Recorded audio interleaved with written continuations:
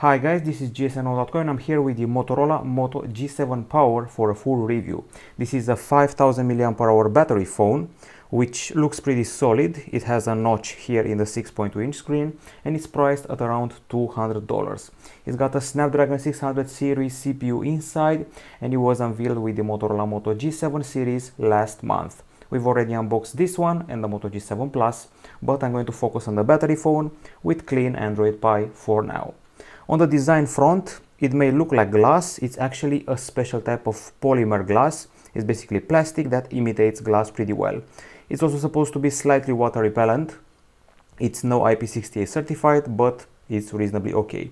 Now the whole phone feels like it's covered in plastic, even the sides, even though I suspect there's a metal frame here, it feels covered with a glossy and plasticky material. One hand usage is okay, as you can well see, and the button feedback is also okay for me, especially since this button here has some extra ridges to improve your grip. Speaking of grip, the phone is rather slippery, I'm going to admit that, and I should also mention I have a case bundled with it.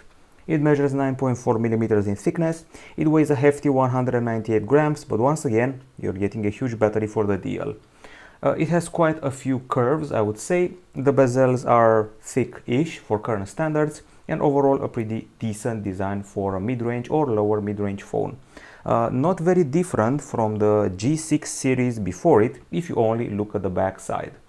Okay, so the design is okay. We move on to the screen. It's a 6.2-incher IPS LCD LTPS with a resolution of 1520 over 720 pixels and the 19:9 aspect ratio. Got a notch here at the top side, hopefully you can see it. Okay, and there's Gorilla Glass 3 protection as well as pretty thick bezels. Now, as far as the viewing experience is concerned, I'm going to put it to the test. As usual, we have our typical video here. Let's see how it fits the screen. Okay, so this is it. I would say that the colors are okay calibrated, decent brightness. Sometimes the screen feels a bit gray, especially outside in the sunlight.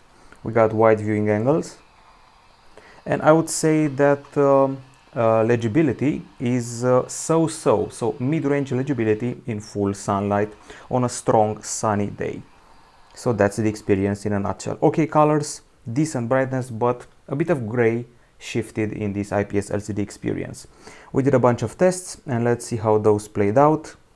Okay, so here we go. Under the microscope, this is the pixel arrangement of the RGB stripes type, and then we go further and find the maximum brightness of the device is 441 units as revealed by our lux meter. It's okay for a mid-range phone and it beats the LG G6, HTC U11 and Nokia 5.1 Plus. It scores below the Xiaomi Mi A1, the Xperia XA2 and the Nokia 5. If you want to do further tweaks to the viewing experience, there is your settings area. You go to display, you got your brightness level, you got your night light, adaptive brightness on point, and also wallpaper and advanced auto rotate colors which can be saturated, natural or boosted depending on your preference. Okay, we also have font size, display size, screensaver and device theme, and that's about it. I would say it's a decent screen. I would have liked it to be better in the sunlight, but we're going to use it nevertheless. So on the hardware front, let's see what we're dealing with here. So this one uses a Qualcomm Snapdragon 632 CPU, in spite of what you're seeing here. Some of these benchmarks aren't spot on. Anyways, Qualcomm Snapdragon 632 octa-core, 1.8 GHz, Adreno 506 GPU, 4 GB RAM, and the USA version has 3 GB RAM only, and storage is either 32 or 64 GB plus microSD card slot. Luckily, it runs a clean Android Pie and has enough specs to never experience any trace of lag, no matter what you're doing on the device. It can run PUBG Mobile, possibly better in the light version, and Asphalt 9. They're supported, they work fine. Of course, not on the highest level of detail, but still, they're expected to work on this device. Okay, so right now I'm testing our typical benchmark game. It's called Riptide GP Renegade. Just like the game Crysis from the PC, Crysis 3, it's been a benchmark for a long time and it keeps being so. Here we go. So Riptide GP Renegade looks fine on the screen. Nice frame rate. You can tweak the details to pretty high level, mid to high, to experience the game better, and the water drops look mighty fine. Okay texture, okay frame rate, shadows and lighting and all that, so we're happy with the gaming experience. Time to talk about the benchmarks. Okay, so I guess it's benchmark time, so I'm going to go straight to the screenshots and see what we're dealing with here. Of course, we did usual Antutu, Geekbench tests and so forth. We also did a speed test and a battery test, but more about that later. So let's find the first tests here. Here we go. This is Antutu 6, and in this test we were able to surpass the Motorola Moto Z2 Play HTC U11 Live, but we stayed below the Galaxy A8 2018 and below the Xiaomi Mi A2. We also did an Antutu 7 test, but as usual I'm having a hard time finding it. Always happens to me. And things you should remember about the Antutu 7 test are the fact that you can surpass HTC U11 Live, Nokia 6.1 and Xperia XA2. Scores below the Nokia 5.1 Plus and the Asus Zenfone Max Pro M1. Buried in here, I'm sure that the benchmark will be found, and of course you're going to see it for sure, here we go, in the text review. Once again, above Nokia 6.1, below Nokia 5.1 Plus. And then we move further to Geekbench. We take into account the multi-core subtest, beating Galaxy A8 2018, no small feat, Xiaomi Mi A2 Lite and Mi A1. It's below the Mi A2, the regular one, and the Huawei Mate 20 Lite. When it comes to the graphics, you can trust Slingshot. In Slingshot from 3D Mark, we beat Xiaomi Mi A2 Lite, Motorola Moto 1, and we stayed below the Nokia 5.1 Plus and Xperia XA2. I would say that the phone is basically on par with an Xperia XA2 performance-wise, also close to the Xiaomi Mi A2 and sometimes below Nokia 5.1 Plus. In case you're wondering about the temperature, the phone kept it pretty cool, 33.6 degrees Celsius in Riptide GP Renegade, that's gaming, and when doing GFX Bench, only 32.2 degrees Celsius, so there is no overheating here. We're using a thermal scanner as usual for the device, and with the thermal scanner it showed us a pretty good heat dissipation, so definitely no overheating as the FLIR sensor from the Cat S61 phone shows. Now on the battery front, that's why you're buying the phone after all, it's a battery phone, 5000 mAh. On paper they promise up to 3 days of usage. It's got a special 15-watt turbo power charger on board. You're supposed to get 9 hours of usage with a 15-minute charge. Leaving theory aside, let's go straight to the video playback claims. Okay, so we tested video playback on this device and we got an amazing 21 hours, 23 minutes of full video action. It's fantastic. It's placed third from all the hundreds of phones we've tested. It beats the previous champions like the Asus Zenfone Max, the AllView P9 Energy. It only stays below two phones, AllView P8 Energy and the iHunt Titan P11000 Pro. That's it, an excellent battery phone. This was video playback. When it comes to continuous usage and working and PC mark, an impressive 17 hours 57 minutes. It's second placed. It's only second to the iHunt Titan P11000 Pro, which has a crazy 11,000 mAh battery. It beats all the other phones, all the other battery phones, AllView P8 Energy, Zenfone Max, what have you.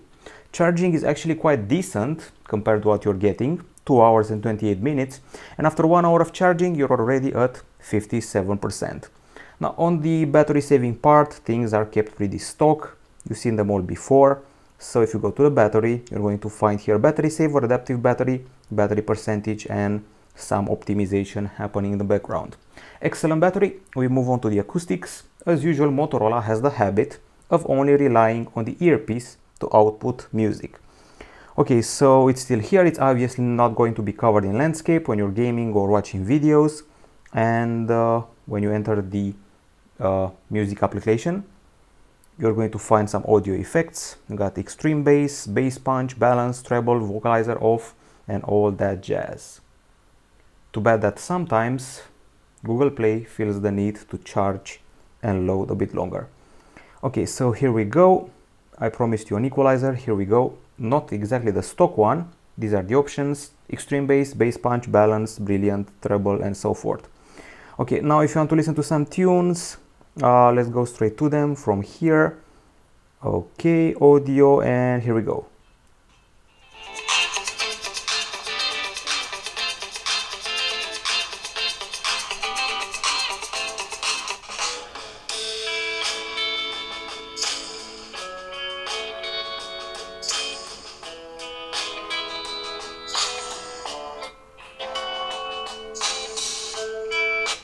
Okay, so you get the gist of it. I have to say that for an earpiece, it's doing a pretty fine job. It's loud and clear, no vibration of the case. At maximum level, it gets a bit too high pitched. In some songs, the bass was okay, the voice and high notes were decent, but once again, be careful with the 100% volume because you may find yourself with a high pitched experience. We don't have bundled headphones, but we do have an audio jack here if you already have headphones. Now, as usual, we did a decibel meter test, so let's see what happened with that one. We actually did a bunch of those. So this one here is 79.3 decibels. It applies when the phone is with the face down. So when it's like that, covering the speaker, you're going to have 79.3 decibels with your typical acoustic sample. When the phone is with the face and the speaker up, like it's right now, it's 81.9 decibels with our typical sample. With this value, it beats HTC U11, it beats the iPhone 7, but scores below the Galaxy S9 Plus and also below some Galaxy J phones. Now, when it comes to the gaming and such things, pretty impressive, 99.6 decibels in Riptide GP Renegade. It beats the Galaxy S10 Plus. Oh yes, it does. Xiaomi Mi A2 and the Google Pixel 2 XL, so not too shabby. It stays below the Nokia 7 Plus and Galaxy A9 2018. Now I guess it's time to talk about the singular camera at the backside. It's only one here with an LED flash. We're dealing with a 20 megapixel shooter, excuse me, not a 20, it's a 12 megapixel shooter with f2.0 aperture, face detection autofocus and LED flash. Believe it or not, for this price you also get 4K video capture and also HDR and also Full HD 60 frames per second. Once again, singular camera, 12 megapixels and LED flash. That's the back one. At the front, singular camera again. It's an 8 megapixel shooter with f2.2 aperture, and we also have a manual mode for the camera that includes options like ISO, exposure, focus, shutter, plus color, pop and all that. Okay, so I also have to mention that the camera takes portrait shots with the front camera and the back camera as well. They call them bokeh shots. We got spot color, we got cinemagraph, live filter, AR stickers, and the picture taking speed is rather okay. I will not bore you with the details because here we are. These are the shots we've taken with the camera. Not the brightest day, to be honest, not the sunniest day, and I took a lot of selfies from what I can see. So here we go. The first thing I noticed is that the colors are decently calibrated, even though at times they may feel a bit too vivid.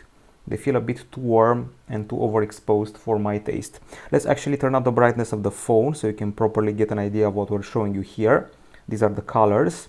It may be the screen making them look grayer than usual, but believe me, at first I told you they were okay, but the reds are too vivid for their own good. Okay, so we did a fine HDR here. I'm going to show it to you. So it should be here somewhere. This is the regular shot and this is the HDR shot, brightening up the image quite a bit. And I'm sure we have one more. This is the regular shot and this is the HDR shot with a proper shade of green. And here you cannot see the inscription, but here you can actually see it better. So HDR works fine. It was a dark day, a windy day with a bunch of clouds, and I would say that the camera is average in general. It's the typical 12 megapixel shooter, nothing fancy, nothing out of the ordinary. The zoom was, I wouldn't say impressive, it's just decent. It may appear okay on this small screen, but believe me, on the PC you'll see a lot of grain and a lot of blur. Now, we have some toys in the park. We took close-ups of them, we got real close, and I was pretty happy with the results. I was happy with the colors, the texture, the clarity, but if you look in the background of all the shots, the sky is not once calibrated okay. It's always too white and always an unnatural blue. We can also take panoramas with a resolution of 8800 and over 944 pixels. And now I'm going to talk about the selfies a bit. Here we go. So these are the selfies I've taken with the phone. I have to say, not bad. I cannot say I feel a jump from the Motorola Moto G6 series, the Moto G6, G6 Play and the G6 Plus. It's basically the same. A pretty okay face texture, even though sometimes oddly it focuses on the background. So face texture, face color, eye texture and hair are spot on for the price you're paying. And here we are with more shots. And at some point I'm sure I also tried out the bokeh effect Here we go. The bokeh feels excessive here. Don't mind the squinting. The wind was very, very strong. So bokeh is pretty decent actually for this price, and I'm loving the texture of the skin. You can really see all the pimples, all the hair and all that. Okay, so we move further and even more shots here. I'm not exactly impressed by the camera in general. It's simply okay for 200 bucks. It's not memorable, it's not going to win any awards. It's the camera you may find on a typical Nokia, Motorola, Xiaomi phone, and that's about it. Several more shots. It shines in the selfies area, I would say, and also in these very nifty close-ups. These are the highlights. Selfies and close-ups. Colors may need a bit of work, especially the reds. We have more shots here, and the details are pretty poor in the distance. Okay, so that's about it. Not memorable, just okay. I would say it compares to the Motorola Moto 1, also to the Motorola Moto G6, maybe. It's slightly below the Nokia 5.1 Plus, and it can maybe fight a Xiaomi Mi A2 Lite, maybe.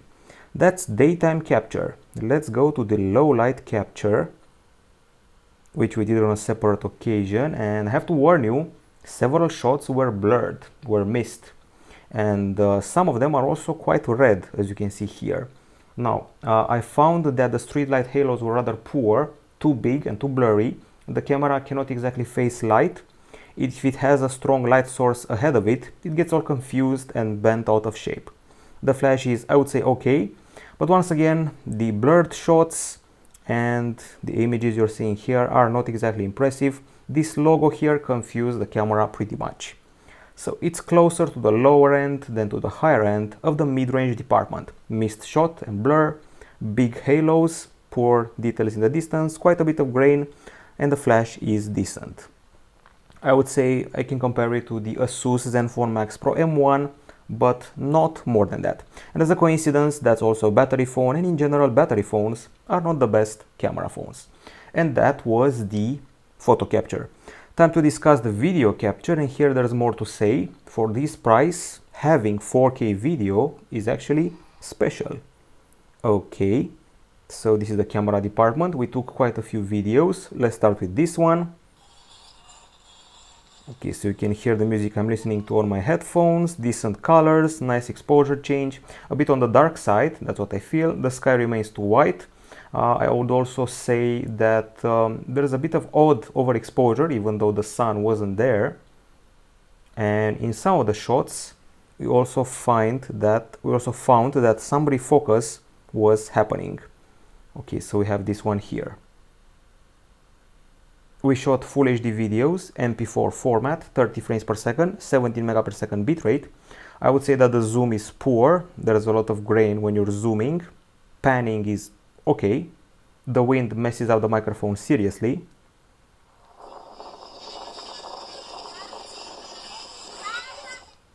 You just saw the refocus and the wind messing up, so not truly impressive. This is the stabilization test. We're walking around. I would put this in the category of so-so. Electronic stabilization, of course. At least you're not losing focus, but the image flickers a bit every once in a while. I've seen worse, to be honest. Considering the wind and the speed I was walking with and electronic stabilization, I would say it's decent, but the regular stabilization, not that impressive. And this is the selfie video. A pretty big oscillation between the brighter parts of it and the darker parts of it. You really have to find a proper angle to really highlight your face. When you do, it's actually okay, but when you don't, you really have to find an angle. So that's probably the aperture of the camera, otherwise not exactly going to start a vlogger career with it. But the face texture is okay in my book. Some more colors here. You can see that there's that slight tendency to overexpose even without the sunlight. Nice change of exposure when shifting from darker to lighter areas. Decent colors, although a bit too vivid. And the focus was okay this time around. Now I'm going to skip straight to the 4K video. It's this one here.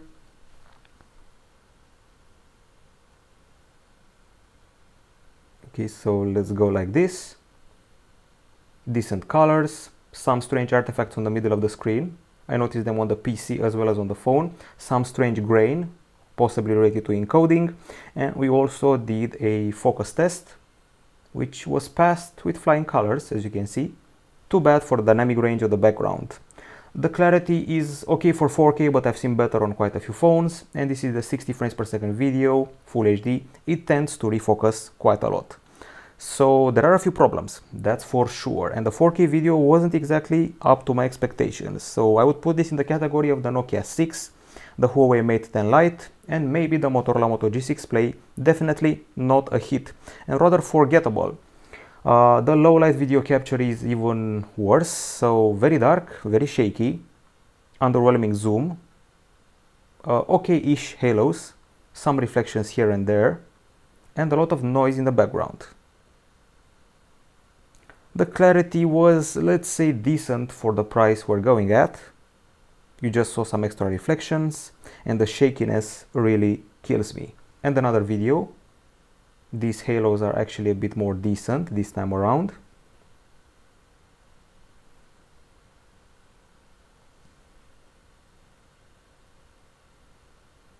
And that's about it.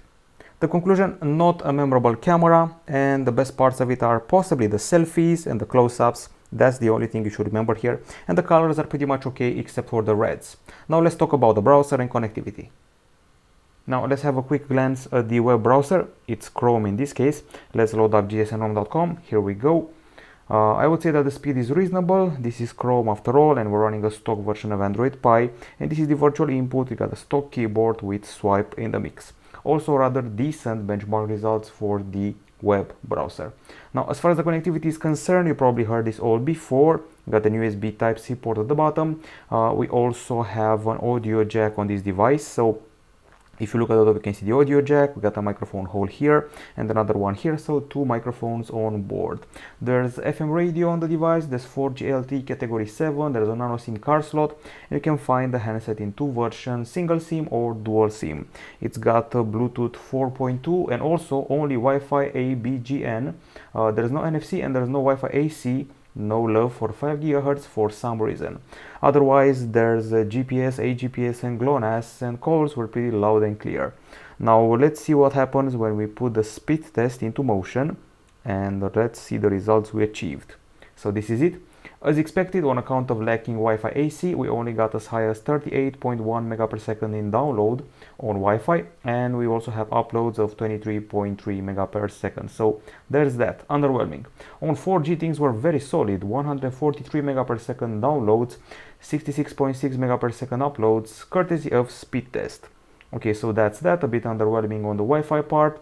Now, software-wise, as you can tell, we're running on Android Pie stock version. I'm not a very big fan of the multitasking Android Pie.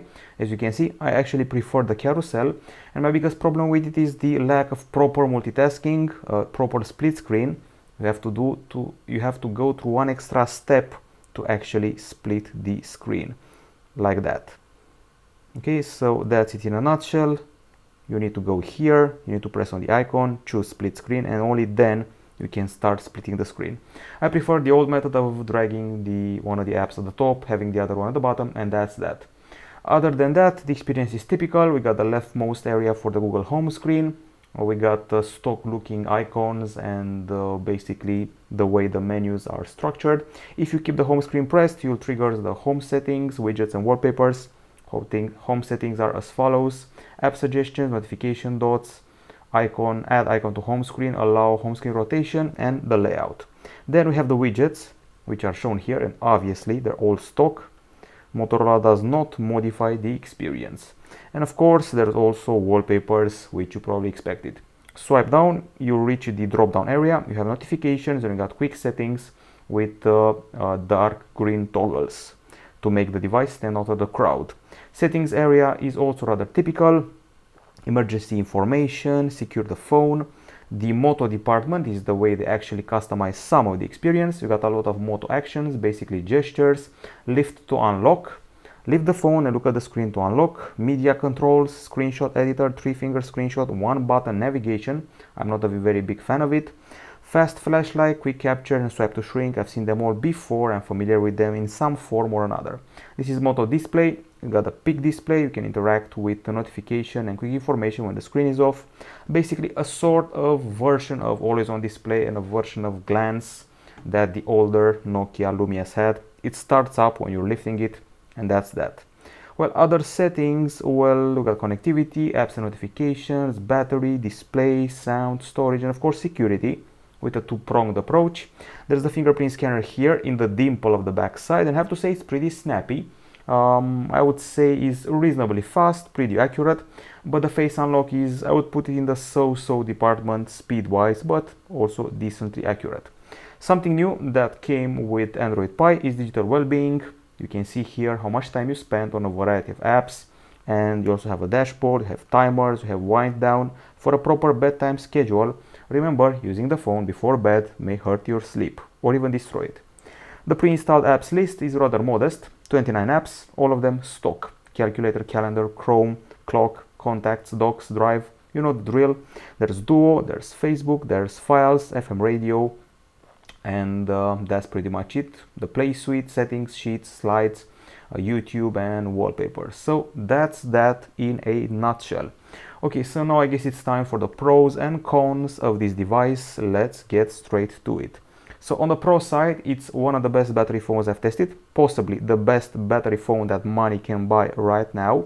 It's got the advantage of a pretty okay one-hand use. As you can see, I'm using it with a single hand pretty easily and doing whatever I want to, and it's also got clean and stock Android Pie, also pretty snappy. Okay performance for 200 bucks or 250 bucks. It also got pretty solid acoustics, okay selfies, fast 4G, and you can trigger some nice close-ups and probably a few Instagram worthy pics. Those are the pros. Now on the cons, the screen looks a bit gray, especially if you look at it in the sunlight outdoors. Also, the highest level of volume from the speaker when listening to music is a bit too high. The camera is underwhelming in a few departments. I'm talking about details, the color red, the stabilization, electronic one of course, there's some refocus when filming, some overexposure, low light is poor even by these standards, and there's no Wi-Fi AC. That's the cons area. It's still the best battery phone right now. It's basically second placed only to that gigantic iHunt 11,000 phone that I tested on some other channel. So it's basically the first placed phone from all the battery phones we've tested in quite a few departments. Of course, battery wise, the best battery phone right now and a decent performance to take you through a session of Asphalt 9 or maybe 30 sessions of Asphalt 9. So, too bad for the camera. There were times when I felt that even the Motorola Moto G6 Play was better than it. So it feels like A grade battery phone with a D grade camera, or let's call it a C grade camera. That's the idea I'm getting from this phone. You're going to be using it for YouTube for 20 straight hours. You can even have that happen to you. It's possible, and you can do long hours of gaming for sure, but in the long run the camera is definitely a drawback and not memorable. If it's better you want, this is the phone to get. And you could actually pick it over the Asus Zenfone Max Pro M2, but that one has a better camera. So choose between camera and battery wisely. This is it from us. This has been the review of the Motorola Moto G7 Power. Bye bye.